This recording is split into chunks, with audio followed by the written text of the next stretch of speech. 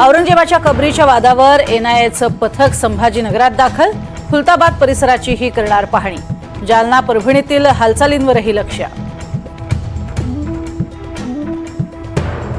नितीन गडकरींची खासदारकी उच्च न्यायालय रद्द करण्याची शक्यता. निवडणूक जिंकण्यासाठी नियमभंग केल्याचा बहुजन स्वराज पक्षाचा आरोप. खोट्याचा नायटा कराल तर सगळ्यांची पंचायत होईल. दिशा सालियन प्रकरणात उद्धव ठाकरेंचा थेट सत्ताधाऱ्यांना इशारा. नागपूर हिंसाचाराआधीचे सीसीटीव्ही समोर. काही तरुण महाराजांच्या पुतळ्याकडे बघताना सीसीटीव्हीत कैद. व्हिडिओ सोशल मीडियावर व्हायरल.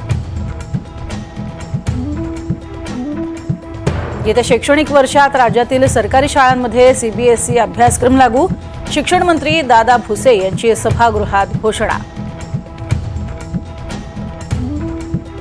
पुणे नाशिक हरित महामार्गासाठी भूसंपादनाची अधिसूचना प्रसिद्ध. प्रवासाचा वेळ 2 ते 2.5 तासांनी कमी होणार. एकीकृत निवृत्ती वेतन योजना 1 एप्रिलपासून लागू होणार. सरासरी मूळ वेतनाच्या 50% निवृत्ती वेतन मिळवता येणार. छत्तीसगडच्या चकमकीत आतापर्यंत 30 नक्षलवाद्यांना कंठस्नान. तर 31 मार्च 2026 पूर्वी देश नक्षलमुक्त करणार. ट्विट करत अमित शहांची माहिती.